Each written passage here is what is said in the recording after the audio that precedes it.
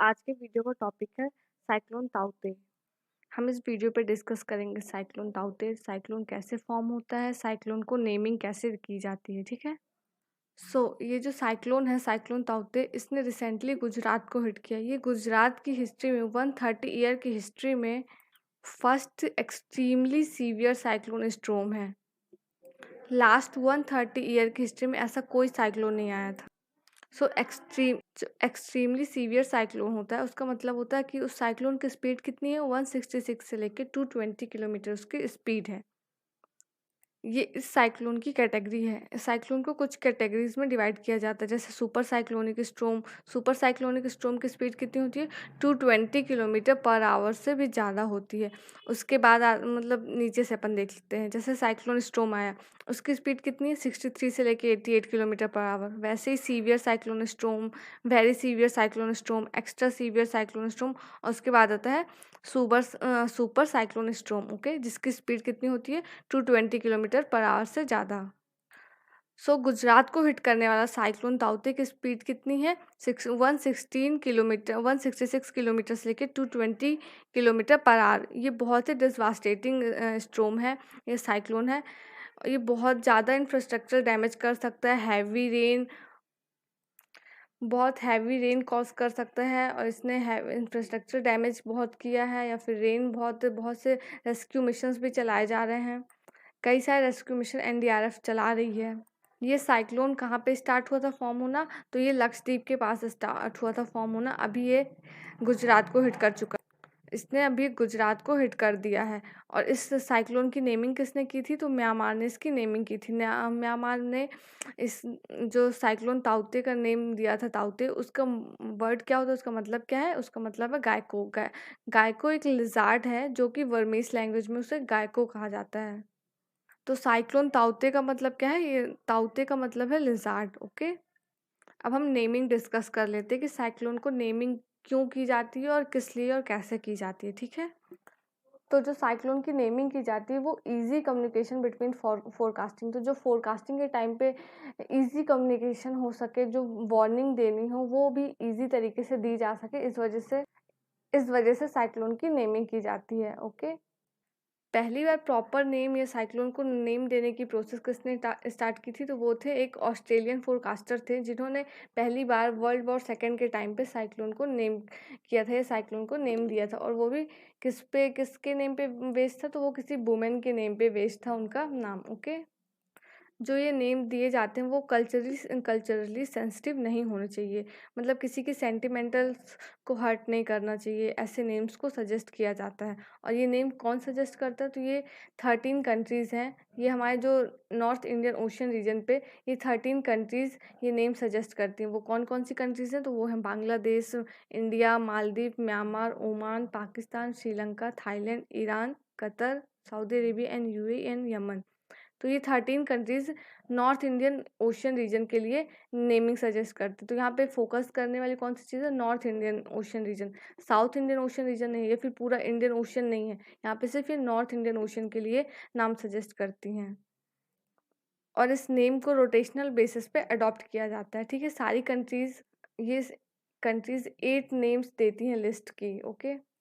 हर एक country 8 names suggest करती है, जिसमें से हर नाम को रोटेशनल बेसिस पे लिया जाता है, या फिर अडॉप्ट किया जाता है उस साइक्लोन के लिए, जब भी कोई नया साइक्लोन आता है, ठीक है।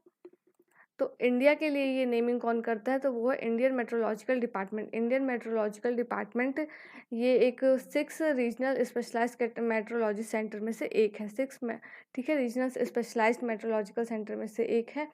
और ये अपने इंडिया की तरफ से नॉर्थ इंडियन ओशन रीजन के जो साइक्लोन्स हैं उनके लिए नाम एडवाइस करता है। और ये जो IMD है वो किसके अंडर पे काम करता है, तो ये है मिनिस्ट्री ऑफ अर्थ साइंस के अंडर पे ये काम करता है। और जो वर्ल्ड मेट्रोलॉजिकल ऑर्गेनाइजेशन है, इसका हेडक्वार्टर कहाँ है, तो वो है जेनेवा पे।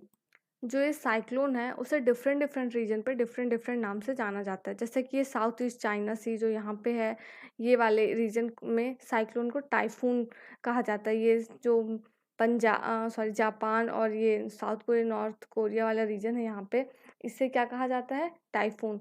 और अपने इंडियन ओशन पे इसे क्या कहा जाता है, तो इसे साइक्लोन नाम से जाना जाता है। और ये वेस्ट जो ऑस्ट्रेलिया वाला रीजन है, जो साउथ वेस्ट वाला ये रीजन है, जो ऑस्ट्रेलिया का वेस्टर्न रीजन है उसे यहाँ पे ये विली विलीज के नाम से जाना जाता है, वैली वैलीज के नाम से इसे साइक्लोन को जाना जाता है। और जो ये सेंट्रल अमेरिकन रीजन है, जो सेंट्रल अमेरिकन रीजन पे साइक्लोन को हरिकेन्स के नाम से जानते हैं। सो डिफरेंट डिफरेंट रीजन पे साइक्लोन के डिफरेंट डिफरेंट नेम्स हैं। अब हम देख लेते हैं साइक्लोन को डेवलप होने के लिए कौन कौन सी कंडीशंस चाहिए होती है, कौन कौन सी फेवरेबल कंडीशन है किसी साइक्लोन को फॉर्म करने में और उसे इंटेंसिफाई करने पे। तो साइक्लोन कहाँ पे डेवलप होता है, तो एक लार्ज सी सरफेस होना चाहिए। हमेशा किसी लार्ज वाटर बॉडी पे ही साइक्लोन डेवलप होता है। ऐसा नहीं है कि हमने सुना हो कि कहीं लेक पे या फिर किसी रिवर पे साइक्लोन आ गया। तो लार्ज सी सरफेस चाहिए होता है एक ट्रॉपिकल साइक्लोन को डेवलप होने के लिए, और ये ट्रॉपिकल रीजन पे ही डेवलप होता है। सो ट्रॉपिकल रीजन क्या होता है, तो ट्रॉपिकल रीजन जो ये ट्रॉपिक ऑफ कैंसर से लेकर ट्रॉपिक ऑफ कैप्रिकॉर्न के बीच का रीजन है उसे ट्रॉपिकल रीजन कहा जाता है। इक्वेटोरियल के आसपास का रीजन ये वाला, ये रीजन हमेशा वार्म होता है। क्यों होता है, क्योंकि जो सनलाइट है, जो डायरेक्ट सन रेज इस रीजन पे डायरेक्ट पड़ती हैं। इस ऊपर वाले रीजन पे तो थोड़ा टिल्ट हो जाता है, जैसे ये सन रेज देख रहे हैं यहाँ पे ऐसे पड़ रही हैं, यहाँ पे थोड़ा सा टिल्ट हो जा रहा है। बट ये जो ये वाला ट्रॉपिकल रीजन, यहाँ पे साल भर सनलाइट डायरेक्ट यहाँ पे पड़ती है, इसलिए यहाँ का जो टेम्परेचर होता है वो हाई होता है और जो प्रेशर होता है वो लो होता है। तो ये एक फेवरेबल रीज़न होता है किसी भी साइक्लोन मतलब किसी भी साइक्लोन को डेवलप होने के लिए।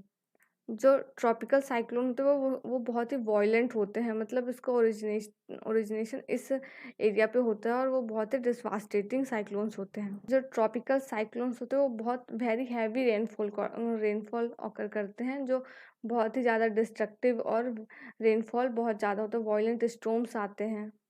तो दो चीज़ें तो हो गई, जैसे कि लार्ज सी सरफेस चाहिए होता है, टेम्परेचर है जो वाटर टेम्परेचर होती है वो 20 डिग्री सेल्सियस से ऊपर ही होनी चाहिए। 27 डिग्री सेल्सियस से उसकी टेम्परेचर, जो वाटर टेम्परेचर है वो हाई होना चाहिए, तभी वो किसी साइक्लोन को फॉर्म कर सकता है। जब टेम्परेचर ज़्यादा होगा तभी तो इवेपोरेशन होगा, इवेपोरेशन होंगे तो क्लाउड फॉर्म होंगे, क्लाउड फॉर्म होगा तो एक फेवरेबल कंडीशन बनेगी साइक्लोन के लिए। सेकंड पॉइंट क्या है, सेकंड पॉइंट है कोरियोलिस फोर्स का प्रेजेंस होना चाहिए। तो कोरियोलिस फोर्स क्या होता है, तो एक फिजिशियन थे, फ्रेंच फिजिशियन थे जिन्होंने उनका नाम कोरियोलिस था। उन्होंने 1844 में कोरियोलिस फोर्स को डिस्क्राइब किया था। उन्होंने कहा था कि a force which affect the direction of wind due to rotation of earth. तो वो फोर्स जो डायरेक्शन ऑफ विंड को अफेक्ट करती है अर्थ की रोटेशन की वजह से, उसी फोर्स को कोरियोलिस फोर्स कहा जाता है।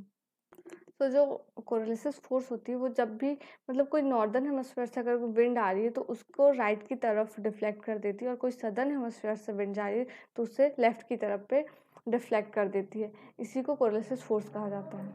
तो जो सी है, जो मतलब ट्रॉपिकल साइक्लोन है, उसको एनर्जी कहाँ से मिलती है, तो वो कंडेंसेशन की प्रोसेस से मिलती है, क्योंकि जो साइक्लोन है वो कहाँ सी पे ओरिजिनेट होता है, या वार्म जहाँ पे वहाँ उसका वार्म वाटर होता है, तो वहाँ पे कंटिन्यूसली मॉइस्चर की सप्लाई होती रहती, जो उस साइक्लोन को इंटेंसिफाई करती है, उसको एनर्जी देती है।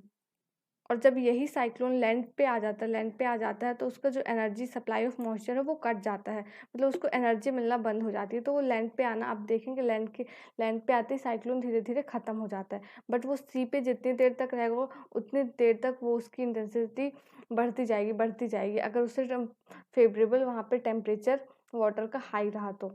सो जब वाटर इवेपोरेट होके ऊपर जाता है, वाटर इवेपोरेट होके ऊपर गया तो उस वहाँ ऊपर पे क्या रहता है, टेम्परेचर कम रहता है, जिस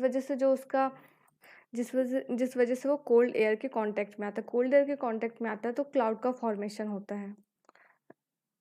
इसी के साथ साथ जो साइक्लोन की आई होती है, जो उसके सेंटर का एरिया होता है साइक्लोन का, वहाँ पे हल्की हल्की प्रेसिपिटेशन होती है। वहाँ पे मतलब बहुत ही हल्की नो प्रेसिपिटेशन होता है, ठीक है। जो सेंटर होती है साइक्लोन की, वहाँ पे एकदम से लोएस्ट सरफेस एरिया होता है। वहाँ पे का जो सरफेस प्रेशर है, लोएस्ट सरफेस प्रेशर होता है, बिकॉज वहाँ पे टेम्परेचर बहुत हाई होता है और प्रेशर बहुत ही लो होता है। जो अपने सराउंडिंग एरियाज है वहाँ पे से मे बी वो 10 डिग्री सेल्सियस वार्मर होता है, ओके। आइस, जो साइक्लोन की आई है उसके अगल बगल आई बॉल्स बन जाते हैं, आई बॉल क्रिएट हो जाता है। तो जो आई बॉल है वहाँ पे सरफेस विंड देखी जाती है, हाईएस्ट सरफेस विंड होती है, और उस रीजन पे क्या कहते हैं, फास्टेस्ट विंड मूव करते हैं। उस मूवमेंट की वजह से साइक्लोन का क्या कहते मूवमेंट होता है एरिया में, और वही मूवमेंट जो स्पीड इंक्रीज़ कर देती है, कि इसकी विंड की स्पीड इंक्रीज़ कर देती है। और जैसे-जैसे ये चलेगा वैसे इसकी स्पीड बढ़ती जाएगी, इसे एरिया वाइज़ मतलब एरिया मिलेगा, तो जैसे मॉइस्चर इसको ज़्यादा मिलेगा और इसकी स्पीड और इसकी जो स्ट्रेंथ है वो इंटेंसिफ़ाई होती जाएगी। So thank you so much, that's it for today.